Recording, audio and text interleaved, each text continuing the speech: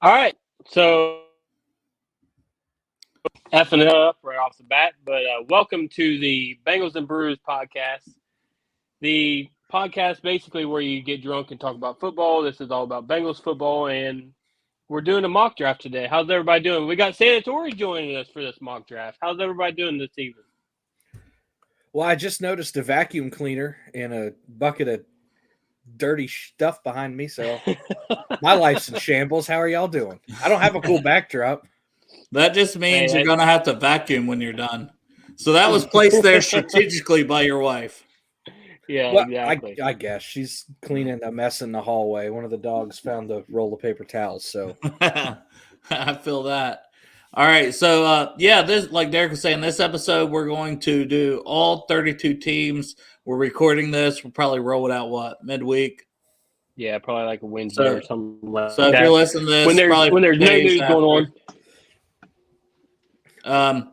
We did like rock, paper, scissors, and numbers. I don't know, somewhere, and then we who had the baldest head. So Santori's picking first. Yep. So I will share the screen right now. We are using the TDN guys over there at the Draft Network, their website, because.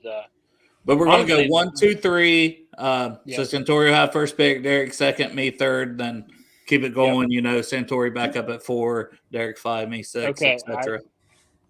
I don't know what just happened. I mean, he's done simulating the whole thing. So this episode's going to last 30 seconds.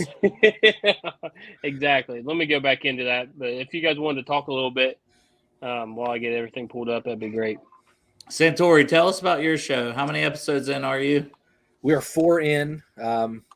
I'll say 3 because our second episode had some absolutely horrific audio. We're beginners and we bought some very high-end equipment, and we don't really quite know what we're doing with it yet. But we're learning. We're learning how to edit audio, and we're having fun. Dad and I, 4 episodes in. It was a very weird episode this past week just because we're kind of in the dead of everything. They're not doing the schedule release the same time, which is kind of what we planned to talk about, but they kicked that back another month, and we're not quite to the draft yet, and free agency's kind of sputtering out, and basketball's over, so we can only review so many Reds losses before you want to put a bullet in your head. Yeah, exactly. We could talk about Phil Castellini while Derrick's queuing this up. What a fucking dickhead! And on that note, we're not going to talk about him because I don't want to give him. What a pompous asshole prick! What a fucking I was birthed on third base and I thought I hit a triple. Piece of shit. Man, He definitely fits the billionaire son, mind you, that never had to do anything. So exactly. So we're starting right here with the Jaguars pick 1. Santori, if you want to go ahead, and we'll give everybody a little bit of time to discuss why they made the pick and everything. Now, do you want me to do what I think the Jaguars will do, or what I think they should do? Right. It could be a combo. Well, if it's a combo, it's 2 different picks because they'll screw it up. It's Jacksonville. Let's do what we think they'll do. Yeah. Oh. Well, if it's what I think they'll do, it's probably going to be Walker, because where there's smoke, there's fire, and people have been talking about that. Well, if you go to look at the He's odds not wrong. Vegas, He's not wrong. Go and look at odds with Vegas, right? Mm-hmm. Go look at, whether it's Bovada, Bet USA, wherever.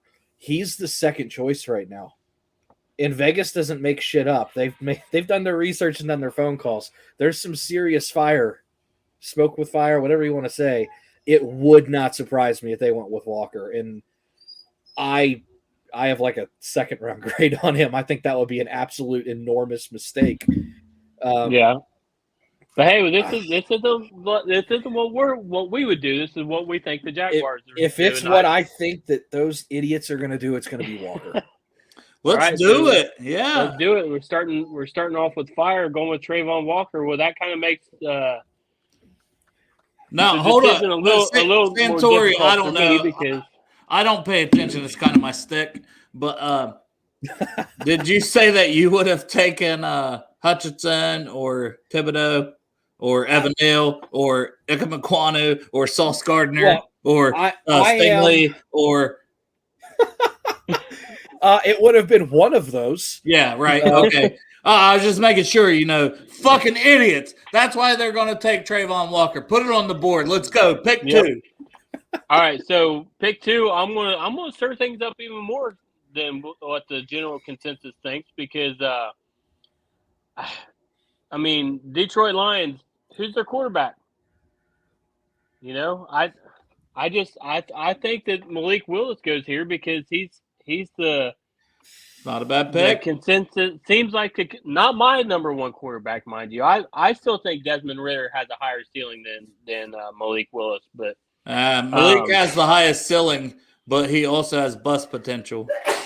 Well, you're right, and I just see Malik Willis being the pick there, and if Jared Goff beats him out of camp, fine. They can afford to let Malik sit a year and learn the system, learn the ways of the NFL. But that's who I'm going with, Malik Willis, quarterback out of Liberty for the number 2 pick. I like it. We're off to a rip-roaring start. I guess I got to pick. I'm gonna pick something off the wall. No, I'm not. I'm gonna go with Aiden Hutchinson. I could easily see Thibodeau here if it comes to that. But, it depends who the Texans like more. I think both are going to be good pro edge rushers. So I'm going to go with Hutchinson at 3. All right. So number 4, the New York Jets. Jets. What are you thinking here? A lot of good players on the board. I mean, in my opinion. Yeah. I mean, Jesus. I mean, you throw a dart and hit the wall, and that's what their team needs are right now. So you really can't go wrong at this point. Well, and they have multiple picks, so I'm just kind of, I mean, I don't know how you can get to this point with Neal on the board with how horrific that Jets offensive line was, and not take either Neal or Aquanu. Yeah. So I guess I'll go Neal. Just take the best one and be done with it. Yeah, and that's a varied opinion. It seems like in the national media, whether it's Evan Neal or Ika McQuanu. Yeah. Well, I have Aquanu higher on my board. Yeah. There was one other guy. But yet again, I'm not doing what I would do. Right. So you think they take Big Beef? They take. They go ahead and they take Neal. What does that mean for Charles Cross? That's who it is. I've heard Charles Cross being the Santori. What's that mean for the tackle they already have? Well, I mean, you're not going to draft somebody that high and go into a competition. So that tackle's either going to have to slide inside.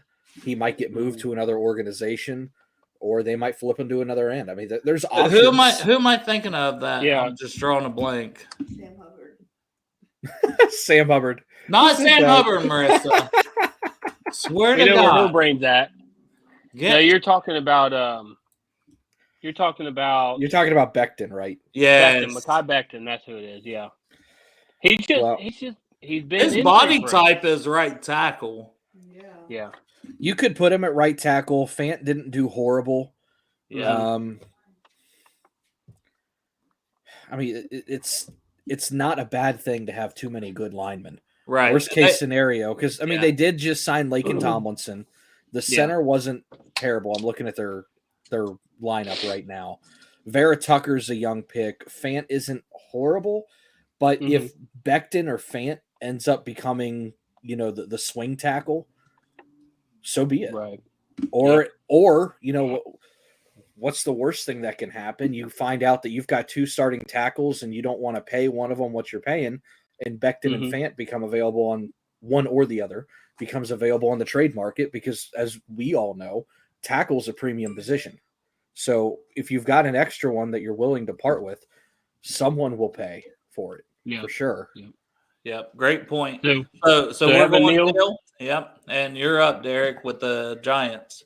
All right. So the New York Giants, it's really hard because Ike Mequanu's sitting right there. Kayvon Thibodeau's sitting right there. But similar to the Jets, like, I could see them going in any of those directions, even corner, like both teams. Yeah. I don't see why they wouldn't take the tackle right here and secure that line for Daniel Jones here. So I'm going to take Ike Mequanu, but this is perplexing for me because I didn't see Sauce Gardner personally making it out of the top 5, and here we are set with Sauce Gardner and the Carolina Panthers here. So what's your thoughts on Carolina? Yeah, I mean, they Sauce or Stingley, who tested great, and we know how he did as a freshman. I mean, there's video of him locking up Jamar Chase, and them guys going back and forth. I think Stingley will be a great pro. I think Sauce will be a great pro, but I think they're on the hot seat. I think that if they don't win some freaking games, that coaching staff and the GM are gone. So I think they're going to swing. They're going to take the swing here, and they're going to go Kenny Pickett because Willis is already off the board. Wow. So I'm going with the quarterback. All right, the quarterback with the small hands. No, I'm just kidding. But nothing wrong with small hands. I mean, mine are only like a quarter of an inch larger than his, so I can't really say nothing. But I was going to say, I think it would be hard for Carolina to pick a cornerback or an edge guy there because 2 years ago they went defense for every single pick. So if they're trying to save their jobs, I think it would be very difficult for them to. Well, I mean, right now, who's starter? Sam Darnold? Yeah. Jesus. Okay, so that's what I'm saying. I just think it won't be Sam Darnold opening day, so I think they go quarterback. I would have loved Willis to slide, picking for them because I like his upside, but Pickett is more like maybe he can win you some games and keep your job. Maybe he can go 500. Right. Maybe. So what are we thinking here with the Jets' second pick? I think this one's up on the Giants' second pick. I was going to say, it looks like Giants, right? Yep. Yeah, okay. Well. Did I say the Jets? My bad. Jesus. I mean, it's just another team with a bunch of holes. Yeah. Who do we pick for them? We went with Equanu. There's no interior lineman I would take this early. There's no tight end I would take this early. D-end corner is what it sets up for on the board. Yeah, you could look D-end. And it says their top two team needs right now are edge and safety. So. Well, is Thibodeau still there? Did we somehow he's still there. Thibodeau's still there. Yeah, that's the answer. That's what I was. I didn't want to push you toward a direction, but I was like, yeah, edge, man. If they took the O tackle first and Thibodeau's still there, like that's a good damn draft in my opinion. Well, here's the thing: it's a passing league, so you're either having to create passing lanes or disrupt passing lanes. I think it's a little too. I shouldn't say it's too early to take Stingley or Sauce, but Thibodeau's the better prospect between those three. I agree. And, we've seen what happens when pressure gets in the way. Yeah, exactly. So the Atlanta Falcons right here, what do you guys think I'm going to do right here? Because I think if they were going to take quarterback, we kind of screwed you already. Yeah, I've mocked Willis to them dozens of times already. He was my guy to go there, but he's gone. Pickett's gone. Yeah. I don't know about. I'm gonna give you a little hint here because currently Auden Tate is their wide receiver 1. So I am going with Garrett Wilson, wide receiver from Ohio State. I like Drake London, but he's kind of that same guy as Auden Tate. Obviously he's faster. But he's that tall, lanky kind of receiver as Auden Tate is, and I like the whole thought of building a basketball team. where you want that tall guy, you want that fast guy. You know what I mean? So I'm going with Garrett Wilson, the wide receiver for Ohio State. Garrett Wilson can go up and get it too. Like, yeah, but I mean that could have been another spot for a corner also. Mm-hmm. Another team that we screwed that I'm up for now, Seattle. Whew. Yeah, man, where do you go? Like the quarterbacks. I mean, I'm not reaching for Corral. Am I? It wouldn't be a reach for the guy I like, but I know you're going to say Ritter, but I think they're higher on Corral. But I'll go ahead and I'll take the first corner and I'll take Sauce. I just think the talent matches up like the best player. Honestly, I think they would run to the table if Sauce was still sitting there at 9 for them. Well, you'd have 3 solid. Well, I say 3 solid. Like Artie Burns is good because he's not. But they brought in Burns, and they got Jones on the other side. They probably need a corner. They're in a little bit of a rebuild, so like if you're not in love with the quarterback, take the best player available. How many picks for the New York teams am I going to make? Jesus. All of them, apparently. We'll wait till we get to Philly. Like, Philly has a bunch of picks. The Saints moved up and has some picks. Okay, back to the Jets. So we gave them Neal. Yeah, they've got – right now the Jets have oh, shoot. I clicked on the wrong thing. Evan Neal. Evan Neal is one of them. That's who we picked. Okay, so in my mind, there's 3 routes you can go here. You can either get Zach Wilson one more toy because Denzel Mims ain't shit. Corey Davis is okay, and we don't know what you're getting out of Elijah Moore. They just signed 2 tight ends. Running back's not a problem. Pass rush probably shouldn't be a problem. So you can go with a corner because, Reed on one side's pretty good. They just signed him out of free agency. Hall on the other side is the epitome of average. So you can either secure the corner spot or you can go with linebacker, which is kind of the forgotten defensive piece in this league anymore. I think you rather go with linebacker because, like I just said, it's about the passing game. Or corner because it's about the passing game. Forgive me, I misspoke. I was like, linebacker. No. Stingley's available here at 10. I think that's a steal at this point. Yeah, I agree. And that's where I'm going. All right. Santori, you're killing it, man. You're reading my mind on these picks. That's what I'm for. Yeah, it's starting to sound to me like you two have more of a similar mindset when it comes to the draft, which explains everything to me because you guys are more draft guys than I am. But who has something dying in the background? My wife's vacuuming somewhere. Oh. Can y'all hear that? Yeah, a little bit, but here. Oh, it's all right. Is it bad? I can ask her. No, it's fine. No, it's fine. It's just background noise. I was like, I don't know what that is. No, it's my wife. No, that's fine. So next up, we've got the Commanders. Washington Commanders. I got to start getting that right. The commies. The commies. Yeah, they did that right. Jesus. Yeah. As everyone's calling them. So, wide receiver, quarterback, interior offensive line is their top 3 needs.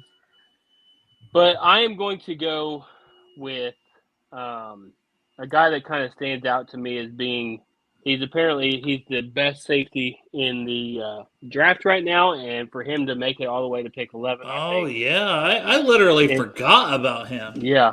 Kyle Hamilton, safety out of Notre Dame, is just a no-brainer when he falls this far.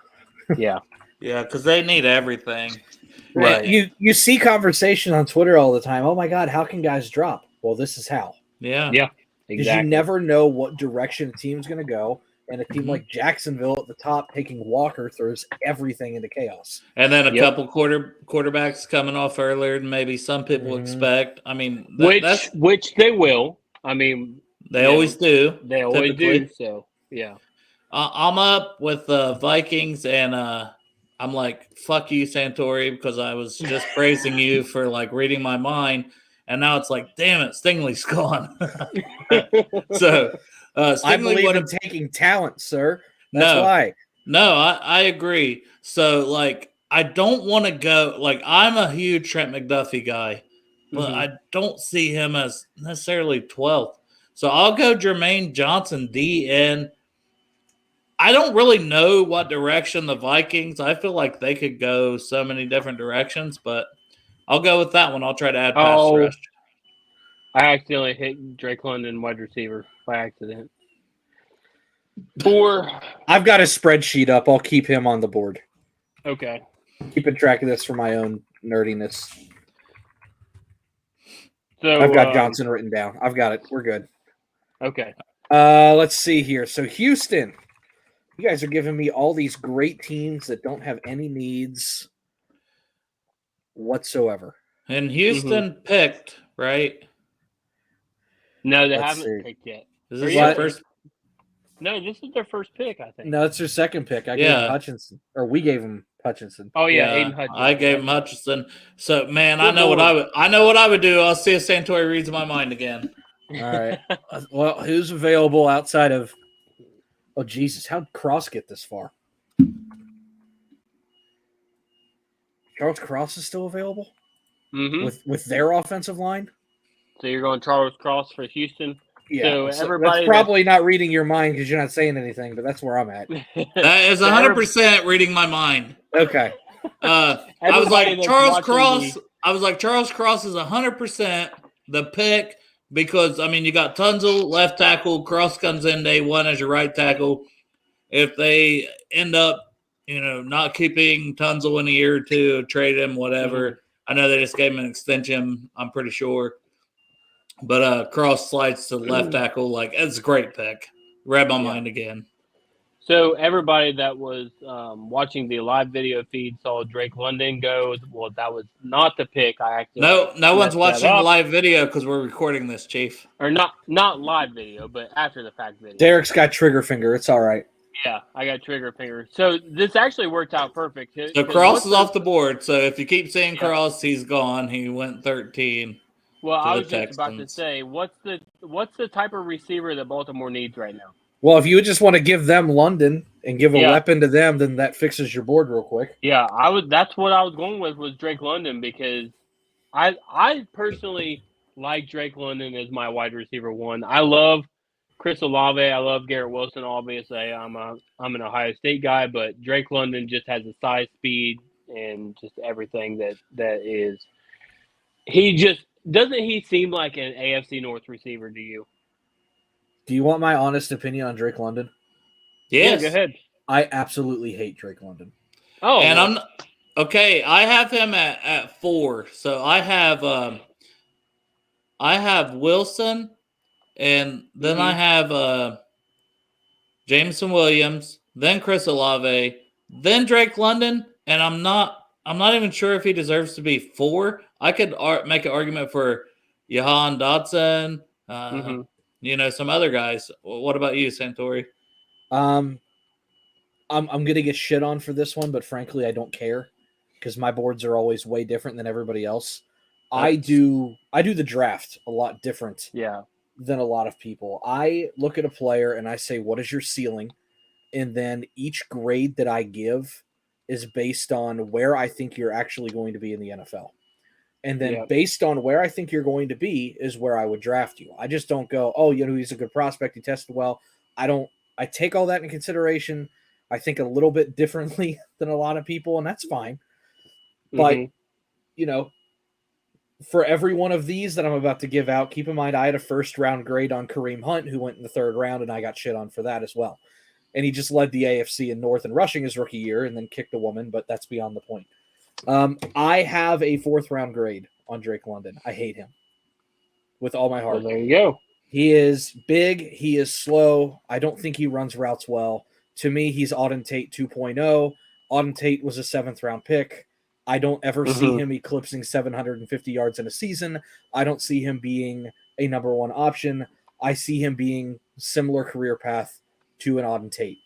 I don't think he's going to be ready. I don't like him. I'm not going to argue against. I just want to say, do you think USC was so bad? Like he was like the shiny turd of the offense is why people have him rated so high because I can see that. Like here's the deal. And I kind of get in arguments with people like this or with arguments like this with people on Twitter. If you put him on Ohio State, what would he have done? Done what Jameson Williams done, and I don't think he'd have done anything. I think maybe they move him to tight end like they did Guy Scott. Okay, and Guy Scott didn't play. Like he might play this year. Put him on UC's team. Does he have the same production as Alec Pierce? I don't know. Yeah, that's this is the thing with first-round picks. If I'm taking someone in the first round, they better be either a absolute lock for my system and what I want to do, or they better be able to transition into any system. I don't see him being a player that I can plug and place in every single offense, which means he better be a really, really good fit. And I do agree. Yep. He's a big physical receiver, and he probably fits the AFC North well. But if he goes to Baltimore, where they haven't figured out how to throw a football in like 20 years. Right, exactly. Jesus. Hey, he's the next we're talking about tight ends, he's just another tight end for him, right? We've got the Eagles sitting here. Let's give me one more thought on Drake London. Go ahead. If you make him a tweener tight end, like a Darren Waller, he'll be an All-Pro. Or a Gesicki or somebody like that. Yeah, make him a tweener where he hangs out in the slot and you can get the matchups. He'll be an All-Pro. Yep. You make him a number one receiver, play him outside like Jamar Chase, you're wasting your time. What is his weight? Is 219. The weight's not a problem. He's just slow. Yeah, that's pretty slow especially for only being 219. But anyway, the Eagles were sitting here. What's your thoughts on the Eagles draft pick there, Dale? What's my now I know where I'm gonna go. Trent McDuffie. Because I think they need a corner, and I think he's the best one left. So short and sweet. Quarterback, Andrew Booth, Trent McDuffie. There he is. Yeah, you put him with Slay. That could be fun. Yeah, that would be. So, Santori, you are back on the clock with the New Orleans Saints. Great. Another team that has no needs. That's not true. Actually, it's not because they've got one wide receiver and. I was being very sarcastic. They need everything. Okay. Quarterback. They've got a guy, but I think now this would be. I just wonder why they made that trade. I'm not going to sway your opinion. We'll let you go ahead. I'm just wondering why they made that trade.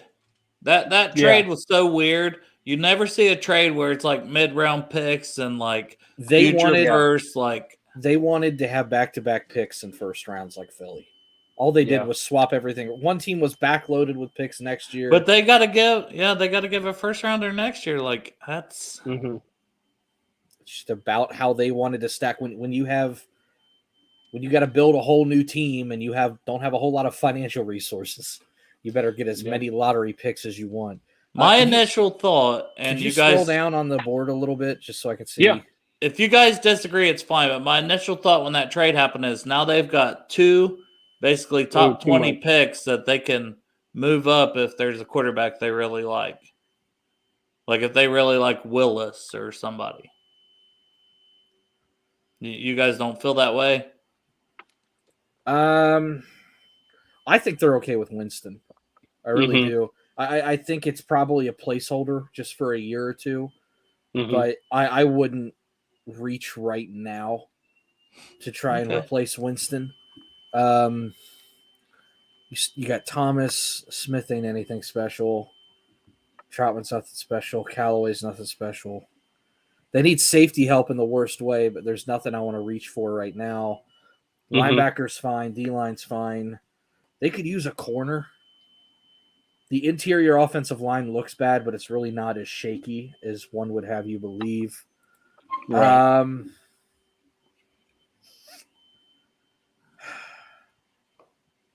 I would love to give Jameson Williams there, but I know he's still hurt. Yeah. Is he, though? Like, is he going to be back? I don't know. That's the problem. Jesus, this is a tough one. What corners are available still? So you've got Booth, Gordon. and It's too early. Yeah. I agree. I think Williams is the best guy on the board, but I can't trust that he's going to be healthy. And when you know what? When you're rebooting, what about Olave then? I was going to say if you're worried about Jameson Williams, maybe you go with a Jordan Davis and wait until your pick 19 to kind of see who's left. Yeah, but at that point. They've got so much money on that defensive line right now. They'd rather spend it somewhere else. Yeah. What do they got in terms of nickel? God, they need a corner in the worst way. This could be a trade back. That's why I think it could be, like in real life, I think it could be a trade-up situation. Mm-hmm. Using those two to get one. Right. Well, yeah, even if it's for like a Stingley. Yeah. You know? Yeah. Yeah. Yeah, Stingley would have made sense there if they could have traded up. Yeah, like I could see that. Let's go, just because I believe in acquiring talent. Mm-hmm. Let's go Olave. Safer bet. Like it. Give Winston. And Winston can throw for 5,000 yards. I was going to say, and they love those Ohio State receivers. So, All right, we've got the Chargers setting up here with offensive tackle and interior defensive line. I know who I'd pick. Here. You know who I love. Your man crush? My big man crush on this. And let me just tell you, this Chargers team, defensive-wise, is absolutely nasty. Stacked. And what was the one thing that they said last year they had the most trouble with? Stopping the run. So I'm going Jordan Davis, the interior defensive lineman out of Georgia for the Chargers there. Yeah. I'm getting an applause for the I try my best to let him fall to pick 31, but hey, do what you gotta do, right? I took Trent McDuffie for the Eagles last time. What's their biggest needs on the board? I can't really see it. Edge, wide receiver, and interior offensive line are their top three, followed by safety and running back.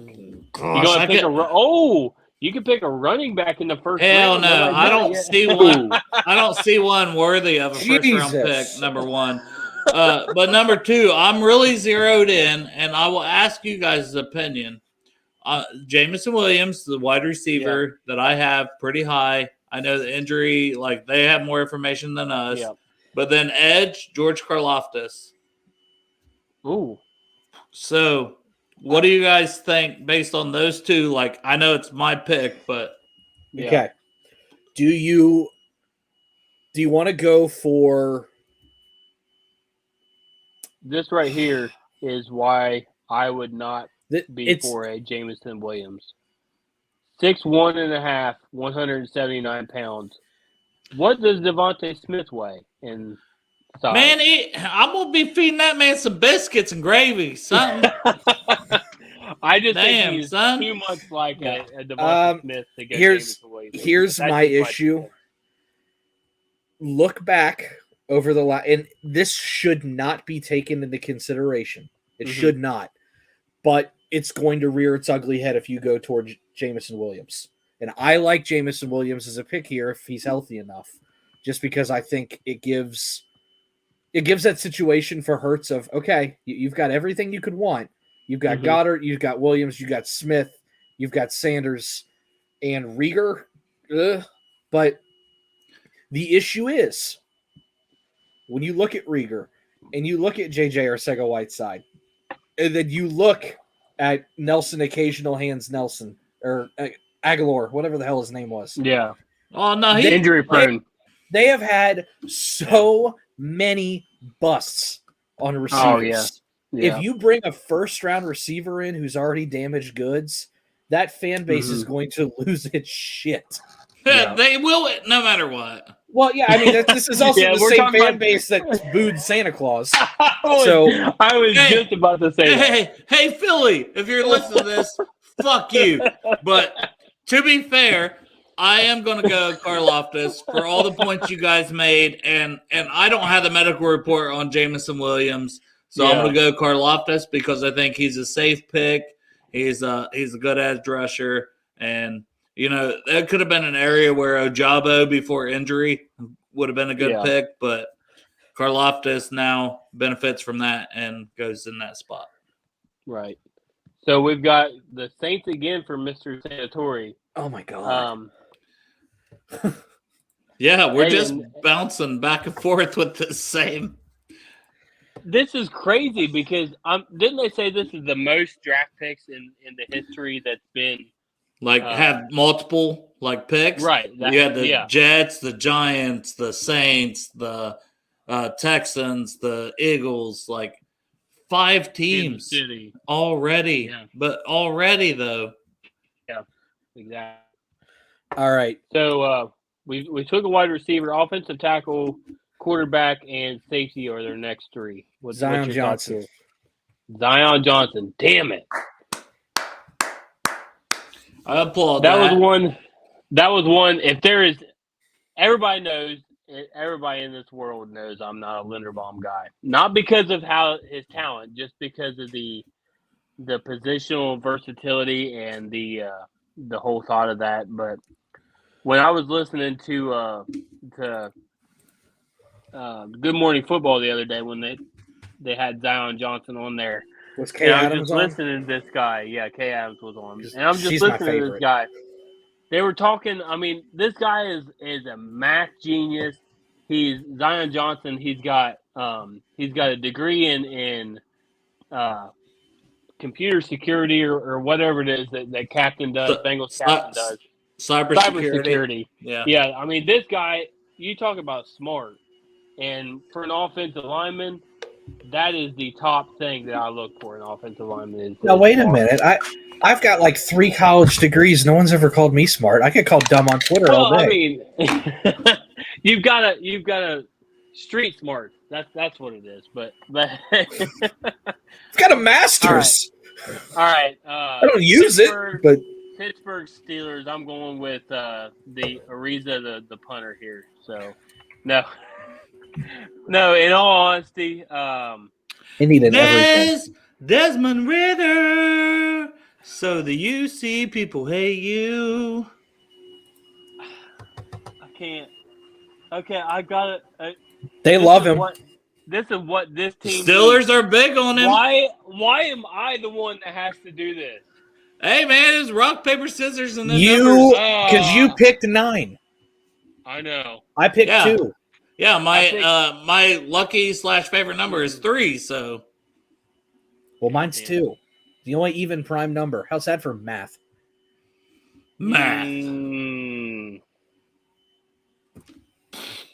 Whoa. There's really nothing else. I mean, they need interior offensive linemen. I don't quite like if Zion Johnson was here, I would have picked him. Kenyon Green, maybe, but. Bro, just give him Des Ridder and be over. All right. I already wrote it down. Ridder. We know that's where you're going. Desmond Ridder, quarterback from Cincinnati. Well, he's going first round, and if he's not going by that pick, he's going. Yeah, there. They loved him. They took him to Jeff Ruby's and everything. So Desmond Ridder. The Steelers need to not take the prospects. Yeah. All right, so I'm on the board with the Patriots, and I'm gonna take the best linebacker available, which, in my opinion, is Devin Lloyd. You can make an argument for Nakobe Dean. Nakobe Dean just doesn't have the size that Devin Lloyd has, and the Patriots tend to go with the size guys, and Bill Belichick will coach him up. He's a top 10 to 15 prospect, and I get him here at what, 21? Yeah. Yep. Devin Lloyd, easy pick. Green Bay Packers. I wonder what they could need. Let's take a quarterback. Let's take a quarterback. Yeah. Let's go another first-round quarterback or a second-round tight end or something like that. No, they would have traded up for the quarterback. Yeah. God. I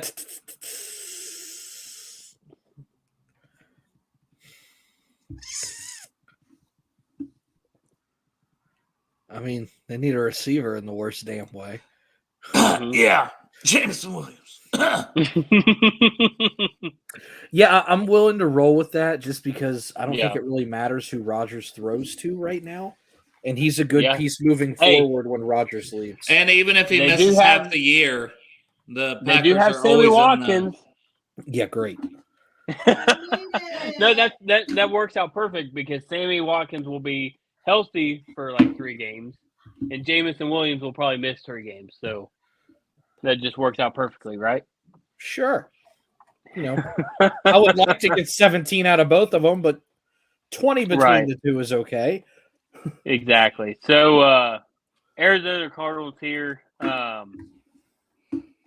Cornerback, edge, and wide receiver are top 3 things I just saw today, which we are a little peek behind the curtain. We are recording this on the 15th of April. Tax day.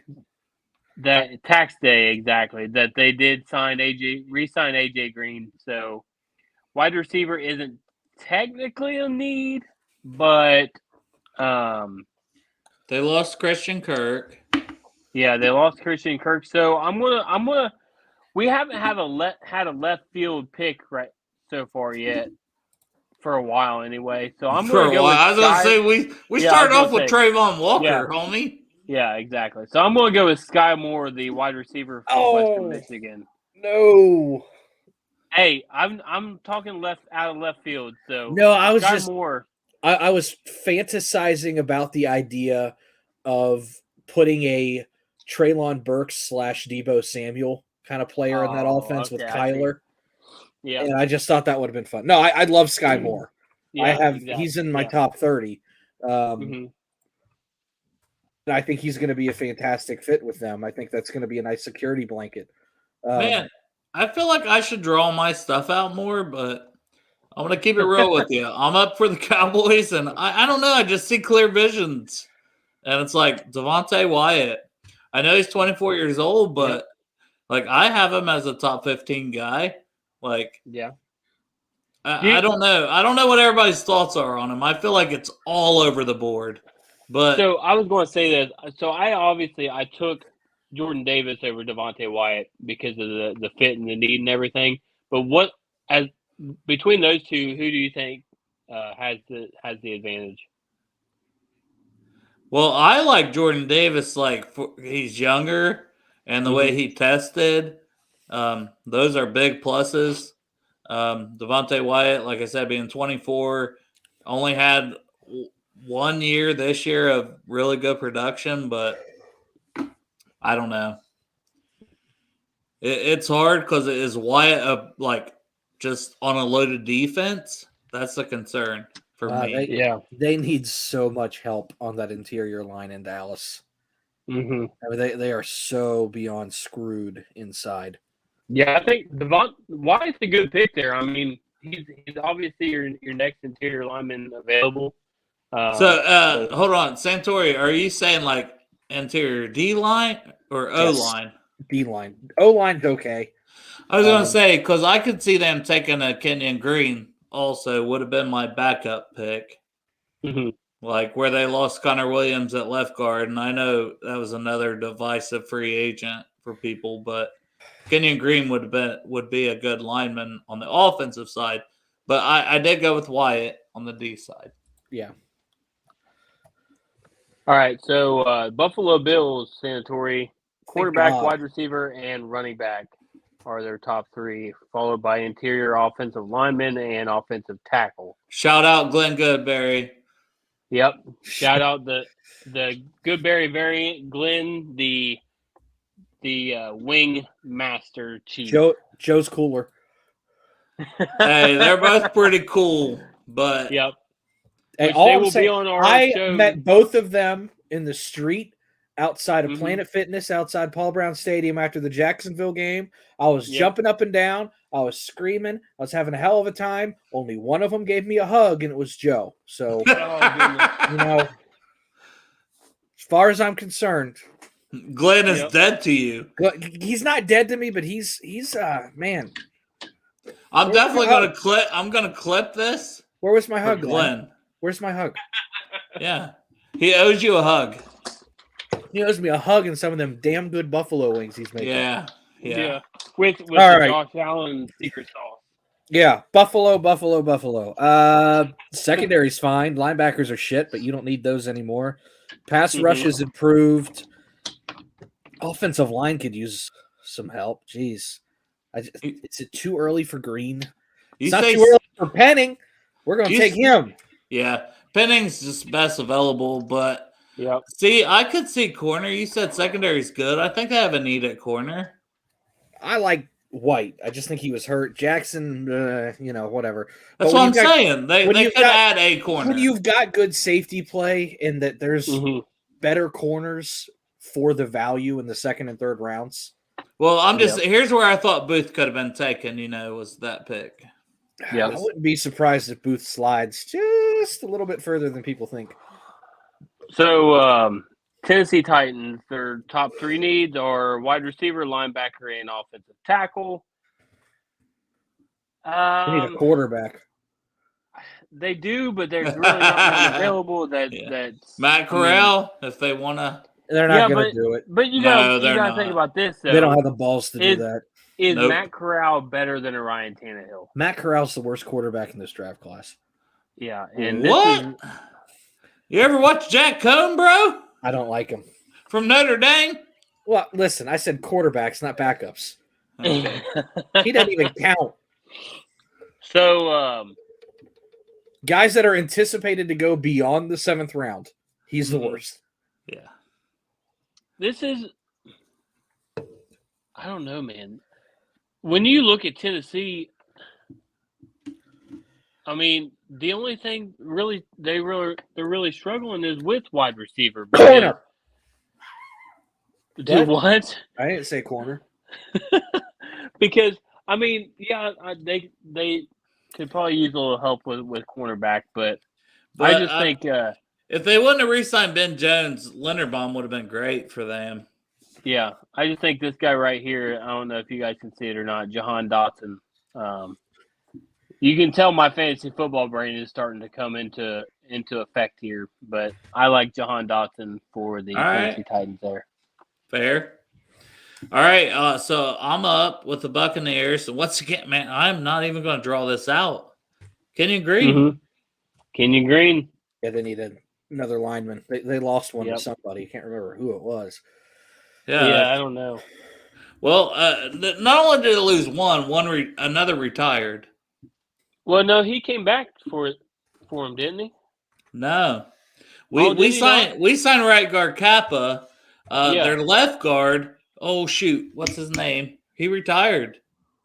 He was Ali Marpet. Yeah.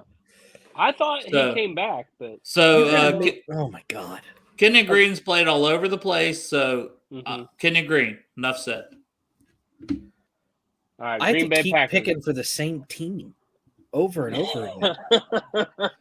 Yeah, here's another one, and we still got the Chiefs coming up that have multiple picks. I'm gonna end up picking for them twice somehow. There'll be a trade. Well, back-to-back picks. To me, honestly, I could see a bunch of trade outs for these teams that have 2 picks, especially these later ones. They'll want to pick up a future one or something. Honestly, with Green Bay, I could see them picking both of these because they just have too many needs, and they're. I feel like they're so close yet so far. You know what I mean? Yeah. I'm gonna go.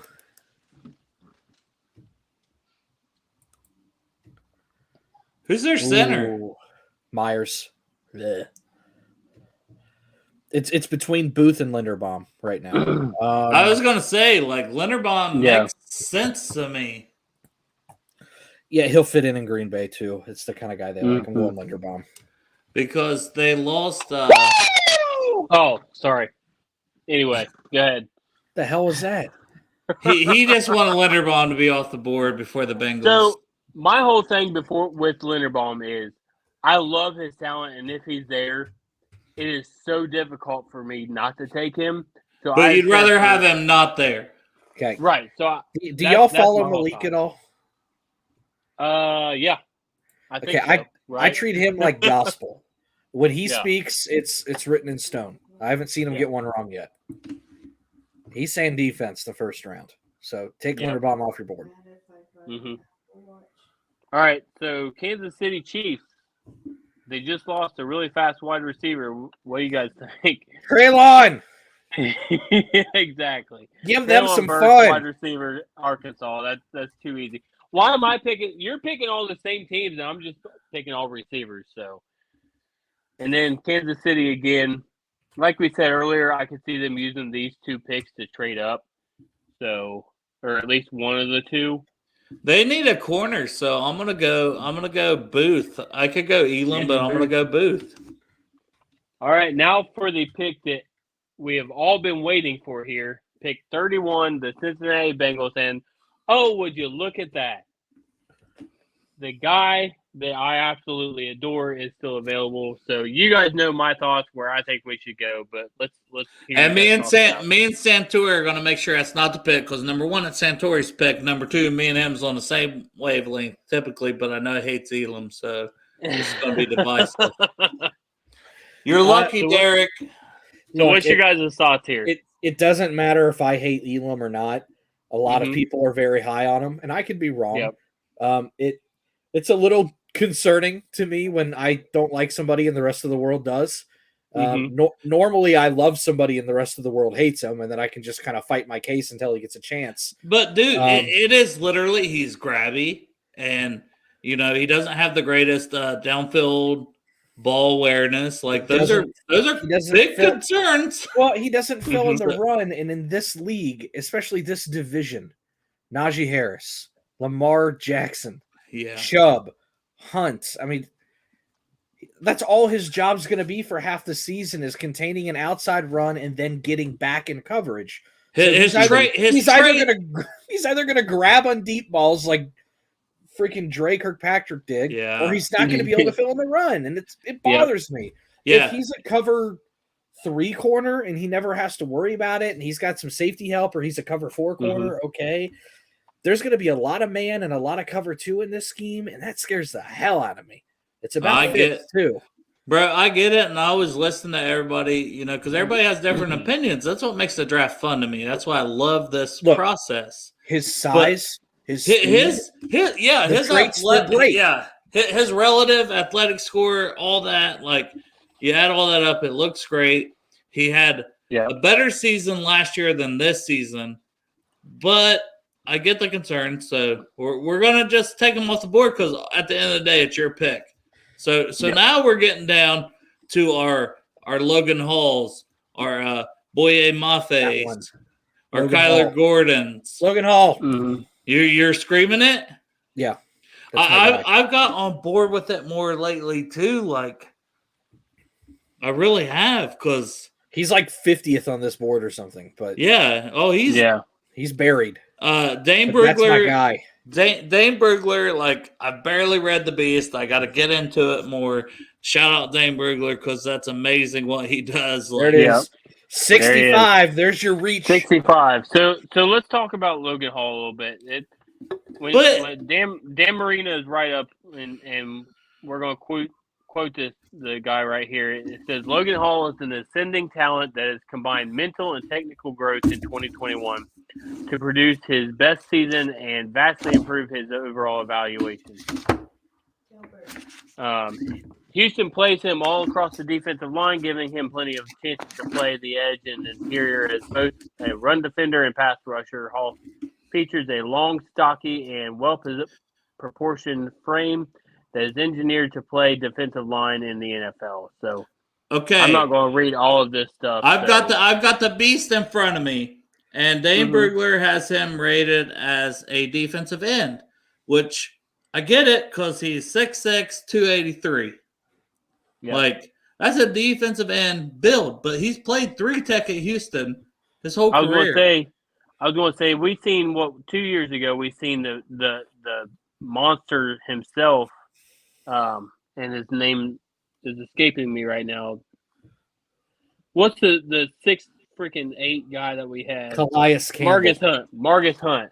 We had him on. I was going with Baltimore's Calais Campbell. Yes. Yeah, I was thinking Calais Campbell because Marion Hobby worked with him. And that's something I seen today. And it's like Marion Hobby is our D-line coach. And our D-line looked damn good. Like BJ Hill, Ogunjobi. Yeah.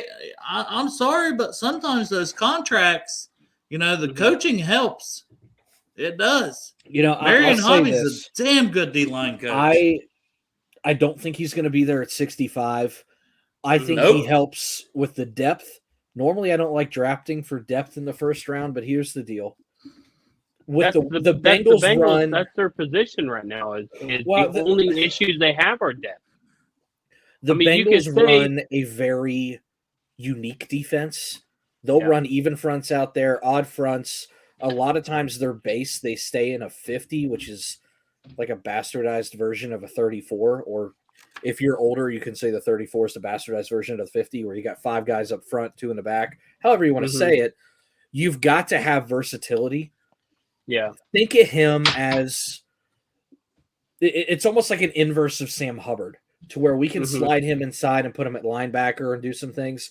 You would be able to put him at 3 tech on pass rushing downs. You could stand him up in the gap. I mean, you could put him outside.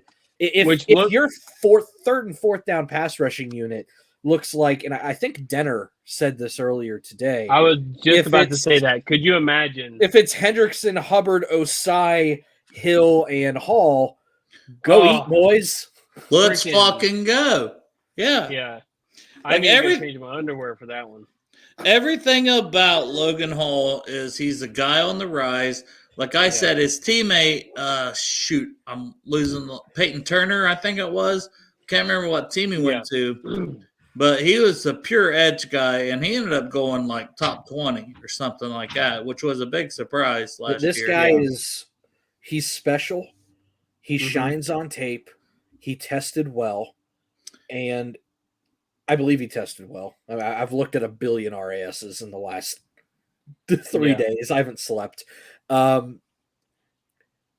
even at the 40-yard was 4.8. 4.8 at 6'6", 280 some. His 10-yard split 1.67. Vertical jump 30. Broad jump 8.9. Short shuttle 4.44. 3 cone 7.25. His RAS was a 9.4. That's all I need to see. Yeah, 9.4. I mean, shout out his athletic bomb or math bomb. Yeah, shout out to Math Bomb for keeping track of all this shit. Yeah, that stuff is phenomenal. What's concerning, especially, I say lighter, like 280 isn't heavy, but at 6'6", 280 is a little light. What's concerning is the bench wasn't super strong, but he is a quicker guy. But then the explosion scores are not great. I don't have a bench. Like in this, I don't have a bench. It said he didn't test. I've got his RAS in front of me. It's 25, which is 50th percentile, which means right smack dab average. Oh, 25 is solid because he's got long arms. And well, and like I said, that's fine. But the part that concerns me is his broad jump was 8. 8? That's 8.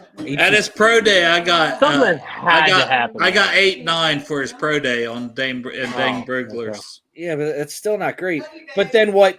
So the explosion numbers with the vertical being a 30, that's pretty good. They're solid explosion numbers, but they're not anything crazy.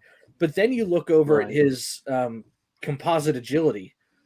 His 3 cone was a 7.2, which is flying fast. So, those guys getting around the end, that bend drill, line him up outside, let him go. People forget Carlos Dunlap was like 6'6", 282. It's the same. Yeah. But he's about the same this size. this guy is 3 tech, and we re-signed BJ Hill, and if he's coming in playing 3 tech, like adding a little juice from the interior D line, like yes, let's get it, because I think this is a weak defensive tackle class. Well, it's a weak class, and even though he's 3 tech, there's going to be times, because call it what it is. I love DJ Reader. He's probably one of the best zero techs in the game, or one tech, whatever you want to call him. He's a shade. Yeah. He's only a 2-down player. Yeah, exactly. I mean, third down is the most important down in the NFL. Yeah. Get the guy that can freaking fly in there, create havoc. And if he's that quick, you're going to be able to do all kinds of stunts and crazy shit. Lou Anarumo drooling over this guy. Turn in the card. So y'all have done a great job at that. Fortunately, I am controlling everything. So I'm just going to say really quick, I understand, and the whole time y'all were talking about that, you were talking me into it. What is more valuable to you, the 3-tech or the safety 3? And just because the 3-tech or the Jackson what? Hill or the third safety. Because, 3-tech. I got two safeties. Right, but okay. We'll go with Logan Hall because I'm not going to sit here and try to argue this, but hey, I love Daxton Hill, and you guys just killed my dreams, so whatever. No, I like Daxton Hill also. I love Daxton Hill because I think he's going to offer you the versatility that, say, a Tyrann Mathieu would offer. Mm-hmm. And I think the Bengals love the 3 safety look, but they they do it with a corner already, and it's Trey Flowers. Because Trey Flowers is a giant-ass corner. He profiles more as a safety, but they already do it. They already have it. And that's where I have trouble because that's why bringing him back was huge. Yeah, like it was 100%. And I keep forgetting about him because honestly, he probably changed the draft for them. Honestly, I mean, very well could. Like Logan Hall, I'm telling you, it just makes so much sense because if Marion Hobby coaches him up, he could end up being that all-pro D tackle / D end. Well, depending on the looks. When you're team building, you need to look ahead 2 to 3 years. Always look ahead. Yeah. When you look ahead like 6 months from now, anybody can make sense. When you look ahead 2 to 3 years from now, and you start looking and go, oh, Hubbard and Hendrickson are free agents in the same year 2 years from now. You start hitting the panic button a little bit. And you're not exactly. And they're both going to be, or not Hubbard and Hendrickson, Reeder and Hendrickson. We discussed that he can kind of almost play both of those spots. And the way the league's going, a Reeder position is going to be almost obsolete. And if Shelvin turns into anything, he's got that fucking filled. So I'm not worried about it. Yeah. I don't want to rely on him. But point being, that position is going to be so obsolete that it's not going to be costly to fill. So you look at what you have to fill, what's going to be costly. Have you seen the price of good edge rushers? If you knew Hendrickson was going to do what he did again this year, he wouldn't have signed for as little as he did. Call it what it is. And that's why he's going to be on the block, and when he's on the block, he's going to be 30. You can bring him back, and he's going to be an expensive 30-year-old, or you can start prepping. It is time to start prepping because your Super Bowl window is open. And that goes into what they say, the different philosophies of teams. Some guys think that you're rushing the passer helps the cornerbacks. Other guys think that the cornerbacks help rushing the pass rusher. I think it's a combination of the two, obviously. But my whole thought was with Daxton Hill was, and we talked about this on Friday's show with KB Art, was Daxton Hill is the kind of guy that if Jesse Bates walks, God forbid, then Daxton Hill can take that role. If Von Bell walks and you can't afford to pay him within the next couple of years, he can take that role. After Eli Apple leaves next year or maybe even he beats him out this year and he could be CB2. He just has that versatility to play those 3 roles or even play the slot cornerback role. And after what's his name? Help me out here. So Awuzie is a free agent. Mike Hilton. Mike Hilton. And Awuzie, so he has that versatility. I think, and Dan Marino, I think also thinks from the Draft Network, thinks that Daxton Hill has the versatility to play every position in the defensive backfield. So that was my thought on him. No, and I don't think he'd be a bad pick. Like I don't. Right. Oh no, Not- I like I either wouldn't one of those be. two. I wouldn't be upset with Well, Daxton Hill. Santori, you're coming on our Saturday wrap-up show, correct? You still good for that? I don't do anything. Yeah, I'll be here. But I haven't left my house in years. But what I'm saying is, if we are on that Saturday show and Daxton Hill is our first round pick, I don't think any of us would be too upset. Like I would be. To me, it would be like getting Waffle House in the morning, and you're kind of like, yeah, it's all right. I fucking love Waffle House. What are you talking about? What you like Waffle House after you've had a few, but if I've had a few, so maybe that's what it is. Exactly, but if or maybe like McDonald's, like it serves its purpose, Yeah. I guess. Like I'm not mad about it, but yeah, it's like what's I could have had better. That one place where I can't remember there's this place in Cincinnati that's like known for having the best hangover breakfast in town. Hangover Easy. Hangover Easy. That's the place. I love that place. We were going to go there, right? Like after the Raiders game. After the Raiders game. But my snoring and we had free breakfast at that hotel, but me and Derrick shared a bed, by the way, Santori. It was I don't know why you're telling me that. Well, it happened, and it was the Bengals and Brews episode. That's why. That's how we come up with this podcast. I live in Cincinnati, so the next time you're here, I'm not saying we need to share a bed, but we'll definitely get Hangover Easy. Absolutely. My wife might be a little odd, freaked out if she walks in the bedroom and it's you, me, and I'm not going into too much detail. Well, 3 guys in a bed anyway. We had the pull-out couch, which like the bar was in our backs. It was so brutal. It was terrible. But so I stayed up. I rewatched the entire game that we had just been at. Because I was like, fuck it. This is great. Yeah. I don't want this night to end, but you wanted this night to end faster than anyone. Well, yeah, when it came to I'm 37. So you're like, let's go out, let's party all night. I'm like, I don't want to party. I'm old. I was like, I want to go back and rewatch the game. Lord. Yeah, we'll say I'm an old soul. If you ever actually get me at a game, which sounds sinful because we have a Super Bowl capable team and I live 20 minutes from the stadium, I head right home after. I'm just can't stay in the traffic and I just want to get back. Oh, same. I wasn't sure I was going to get my season tickets. I got them one time last year and I'm like, that's great. I did it. Check that off my bucket list. Halfway through the season, Derrick sat behind me. I grabbed you by the dick and said, "You're getting your season tickets." That's what it all comes down to. I'm poor, so I couldn't get them this year.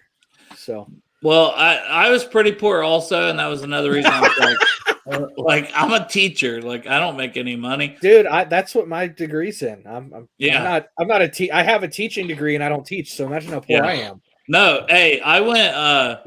I can understand this because I went 5 or 6 years as a sub. So no money in the summers. And I'm getting sub paid per day that I work. Trust me, man. I understand that struggle. Here, you want to hear the grind? Listen to this one. Hey, real quick, we've got one more. We don't care about Detroit, Derrick. Detroit, you want to go with Daxton Hill or we already took a quarterback, right? Yeah, we Hill. They need a safety. Hill. I was going to say it's between Daxton Hill and Boyd. Just so your boy can go in the first round. All right, so there we go. Daxton Hill, and we will show our beautiful faces again. So. Oh no! Woo! You got a double chin. Yeah, I got a triple. Wow, this is a 4X. I'm thicker than a Snicker, my man. I like Snickers. You're making me hungry. That's all I talk about is food. So, where were we at? What were we talking about? We were talking about the grind. So when I was in grad school, right, I used to work at a speedway just because they would accommodate my hours. And I'd get there at 5:30, 6 in the morning, start opening up first shift, and then I would leave from there and go coach high school football. Yep. And if I wasn't working at Speedway, I would sub and then go coach high school football. And then if I had free time, and in the summer when football was over, I would go work in the Amazon warehouse in Fairfield. And I would do 40 hours a week there while I was doing my master's degree online. Yeah. And I was putting in, it was like having 3 40-hour-a-week jobs. And I actually had to go to the hospital because I was consuming too much caffeine and my heart stopped. Oh, Lord. Yeah, I had heart palpitations. Nothing like passing out in a Speedway bathroom from a Monster Energy drink. Yeah. But you're doing all that just trying to do something. Like, just trying to get somewhere. Man, yeah. I get it. Like, I had a kid. I think I was 20, 21 when I had my first kid. So, like, I'm still in college. I'm trying to finish up college. I'm working 30 hours a week at Smith's Home Medical right across from Shawnee State College. Mm-hmm. And, walking back and forth, like, and it's like, and then it's like, even it's like I get my degree. That didn't mean shit. Yeah, I spent another, I'm telling you, it was 4 to 5 years just subbing. Like, I coached track, I did morning duty, evening duty, all this stuff. Like, I didn't play the political game with, some of the local people. So, like, I didn't kiss their ass or their kid's ass or. Mm-hmm. Yeah, I'm thinking now, but this is real talk. Like, so. I was going to say, Derrick, you just raise sheep in your backyard. We've heard this before. Listen. I'm a certified welder, and that I go to work every day and I wire engines. I don't even go in the weld shop anymore because I got tired of being dirty. If I could do it over again, because I have like 3 degrees and I don't use any of them, I would go into welding. Like, that always seems so cool to me. Okay, I don't know if you like it or not, but it always seemed cool. I would have went into being an electrician. Yeah, I will say this: the thing with welding is, it's great. It sounds great. It seems great, and then you go in there and you come out looking like a coal miner, and you're like, "I hate this fucking shit. I'm tired of this shit." My whole family's from West Virginia. Half of them are coal miners. I don't care. Yeah, is that? Were you talking shit about his family, Derrick? Yeah, like what? What are you talking about? You got something about the Mountaineers, man? I can't think until My wife's from West Virginia. You trying to start something? I'm trying to get the score of this Cavs game, which I guess there's 3 minutes left. They're down 3 to the Hawks. Okay, you want my hot take? Well, 3 minutes left, so that means you got 30 minutes until the game's over. So if you guys want to, we can wrap this up. But yeah, let's hear your hot take, Santori. I hate basketball. Thank you. I hate it. I can watch college basketball for a little bit. I can't even. I'm not even a college basketball fan. Here's a quick story. I went to Marshall University for my undergrad. I went for broadcasting. Believe it or not, we are Marshall. Yeah, we are Marshall. Yep. Hey, first, I want to shout out my nephew, Evan Green, because he got like a full ride. He's getting paid to go to school. He's doing all that journalism, this, that, and the other. Like, kid's way smarter than me. I wish he'd share some of it. I hope when he gets rich, he shares some of his money because I'm poor as hell. If he's going to journalism school, he ain't getting rich. Well, it's not just that. He's doing like, multiple degrees, like whatever. Kid's smart. Oh, my God. But no, when I was in broadcasting school, and I told this on one of the pods, I think it may have been mine. I don't even know anymore. One of the first things I ever had to do was call a soccer game. And I don't know the rules of soccer at all. Whoa. Come on, Dale. I'm watching the game. But this is what you get with Bengals and Brews right here. I'm sitting up there. Oh, fuck you, Trae Young, and I called it. Trae Young hit this shot from like fucking mid-court. He just pulls up, whoop, mid-court. I wish I knew who that was. Okay. I don't know who it is either. For the Hawks, man, I said he's finna go. I don't know what he has, but I posted he's finna go off for 50 and break my heart. Like, I messaged Angelo Dawkins, which that should be weird that I messaged him. Like, he's way more famous than me. But I just said, what is your thoughts on this game tonight? And he said he thinks Trae Young will go off and the Cavs will lose. And I'm like, damn it, I agree with you, but I hope you're wrong. Okay. All right. So anyway, Santori, go ahead and finish your story since you was rudely interrupted there. That's all right. I'm sitting up, in the soccer booth, and this kid kicks one. I don't even know like terminology or anything. And I don't know the rosters. I don't know the kids. I don't know the rules. It's the first time they've ever given me a mic, and I'm sitting up there in the press box, and I'm like, number 9 kicks it, goes the left.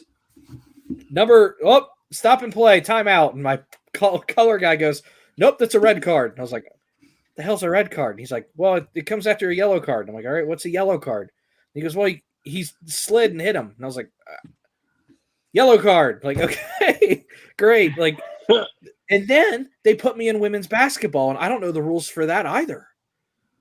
Like, I kind of, like, I can do basketball. Right? Yeah, I mean, like, I can do it to a degree, but I don't know anything nuanced about basketball like I do football. And, I'm sitting there and I'm like, yeah, that was a great shot. Good job, whoever. And then my color guy, it's the same person. He's like, oh, you didn't see him setting up the pick and roll from underneath? And I was like, I don't know what in the world you just said. Right. That is complete gibberish to me. Exactly. So it was difficult, some of that broadcasting stuff. Because you're like, yeah, I'm going to go call baseball. Well, no, baseball and football is what you get to do once you're good. They're going to put you on all the bull crap you don't want to do first. I was doing shout out to Spring Valley High School girls basketball team. I was calling. Shout out Spring Valley girls basketball team. Spring Valley. Spring Valley. If you guys want somebody to sponsor Bengals and Brews. Yeah, I don't think they will. I used to call basketball games for them on 88.1 in West Virginia, and I had no idea who the people were. I'd come in with my radio set. Every once in a while, I'd have to go interview a kid at halftime. The kids thought you were someone special. They're like, oh, my God, I'm going to be on radio? And I'm like, yeah, we both are. This is going to be great. Like, yeah. Tell me about the game. And he's like, yeah, just doing out there, doing my best. I'm like, same, man. I don't know what the hell I'm doing either. Nope. Oh, it was it's perfect. 2-point game, minute 27, like you guys care, but I'm just gonna see. All right, well, with that being said, we're not getting off here until it's over. Let's go to overtime. All right. Yeah, if it goes to overtime, then you're on your own with that. Down 1, a minute 25, Hawks ball. You know what? This is 199. Opportunity. Let's hear Dale Altman's best play-by-play announcing. Dale, go ahead. And Trae Young has the ball. He drives into the middle. He floats it up, and it's good. Little floater. God damn it. Fuck you, Trae Young. See? Cavs had the ball. Darius Garland's bringing it up. Court. Garland's dribbling, top of the key. Still dribbling, a lot of dribbling, whole bunch of dribbling. Mobley has the ball. Another guy has the ball. Oh, throws it in, goes for the alley-oop. No. Oh, Hawks ball and a foul on the Cavs. 51 seconds left, 102.99, and it's Hawks ball. Did y'all hear the broadcast from the Yankees game the other night where Stanton hit one to the track? Well, the Yankees radio broadcaster, he always says the same thing for a home run. He goes, it is high, it is far, it is gone. And he's like, it is hit high, it is far. The guy's camping on the warning track, waiting for it to come down. The broadcaster goes, it is gone, but caught. He's like, I thought it was gone. I'm so sorry. Oh, my God. No, unfortunately, I did not get to see that. Oh, baseball highlights are great. Perfect. You guys want to get into Oh, yeah? You this okay? is the explicit version of Bengals and Brews.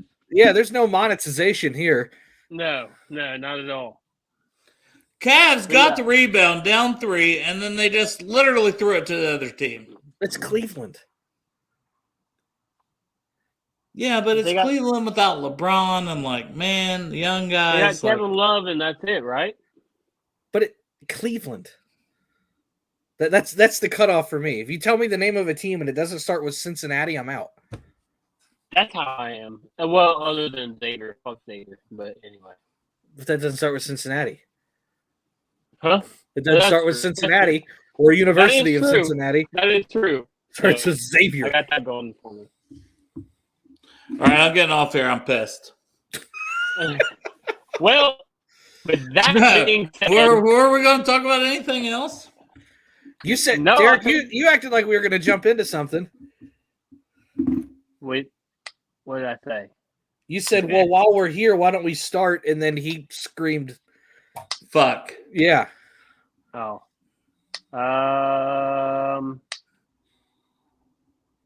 Nope. Okay.